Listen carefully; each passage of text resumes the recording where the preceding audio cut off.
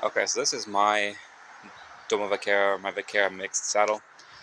There's two different types. There's the Vaquera saddle and the Vaquera Mixed saddle.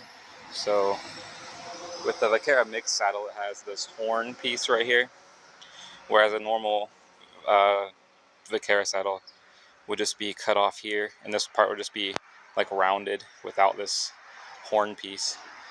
And the way you sit in a Vaquera saddle is different than a Western or even an English saddle because you sit more like upright here, and the seat is very deep. So you sit here, the cantle is pretty high, so you sit pretty deep in the seat, and then you sit pretty upright.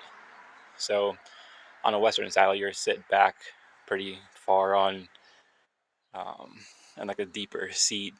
This you're more upright, but I've found that gives you a lot better leg control and a lot more maybe athleticism in your seat than you are in a Western saddle. And then this is your stirrups, so there's not any big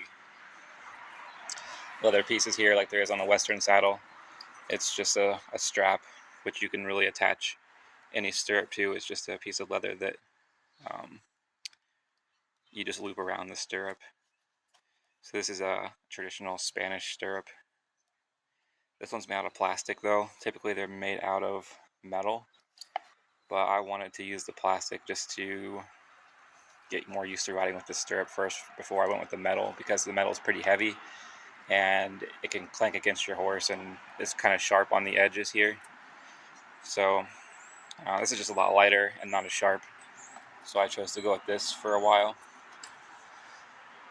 The other big difference with a Doma Vaquera saddle compared to a Western saddle or even an English saddle is the bottom. So let me try and set this up here. So with the Vaquera saddles, this center part here is where your tree is, and your tree is just made out of plastic with reinforced steel, and then it goes over into the sides. Um, so your weight is pretty evenly distributed, so it goes down and then side to side. But these pieces here are like, um, they're almost like pillows, but they're filled with either horsehair and straw or wool and straw, depending on which saddle you get. So those conform to your horse's back. Traditionally, you don't use a saddle blanket or anything with your saddle. I'm using this one because I don't want the underside of the saddle, the canvas, to get worn out. So I'm using this really thin Vaquera pad just to protect the underside of the saddle. But you don't use a saddle blanket with these, and these pillows are slightly different because it's supposed to mold to your horse's back as you use it. So this underside, you can see it's not hard like a Western saddle.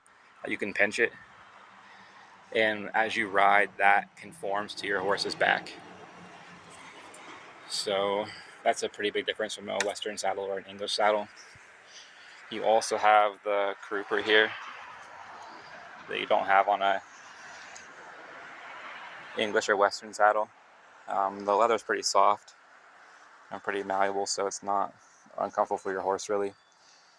And what this does is it runs here under the saddle.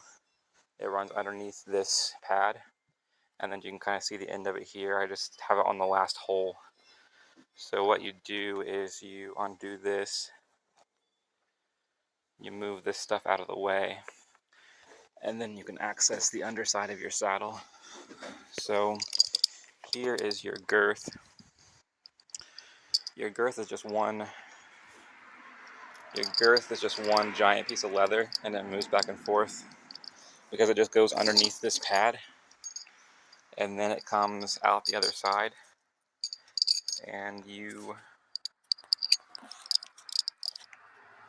just loop it through there, and then you pull it to whatever hole you want, put it back through this buckle, latch it here, and then you shove whatever remainder is up under this pad here. It goes up under there.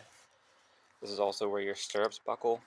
And this is kind of the same thing with the stirrups. Any excess leather you just push up underneath the pad, and you really can't feel it when you're riding, so you don't even notice that's under there. But this is the underneath of the pad, the sheepskin pad that you sit on, and this is what the underneath of the saddle looks like. So those are some pretty big differences between an English saddle and a Domo Vaquera saddle, or just a Vaquera saddle. It takes some getting used to because you're using different leg muscles when you're riding this saddle. When you're opposed to like a Western English saddle, um, you're sitting a lot more upright. It's almost like you're riding bareback compared to the other saddles. So you're using a lot different leg muscles. If you've ridden bareback, uh, you notice your legs get tired.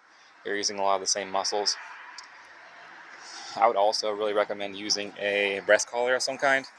I have a pulling collar on mine.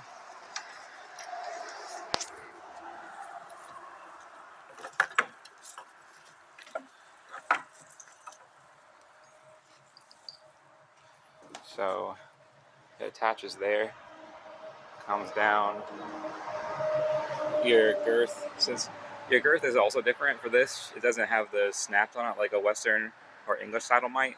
So you just loop the girth through the breast collar bottom part, and then you tighten it up with that, and then this piece tightens here. On mine, I've noticed it sliding back some, so I would definitely recommend using a breast collar on yours. These pieces here, this is to help you get on, so you can pull on this to get on, and you can also attach things here to these different straps. There's the same ones on the other side. You can attach blankets or saddlebags or whatever you want to it. And then the back looks like that. It's got a nice little design on the back of the cantle. The cantle's pretty high, so it comes up and hits you pretty far. You really sit down in the seat. You can kind of see how deep it is, like that.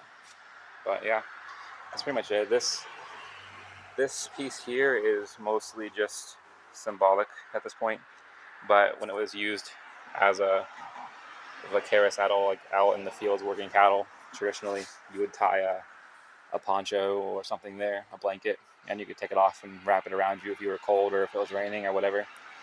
But right now this is just like a scarf size piece of material that's just folded over and mostly just used as decoration at this point.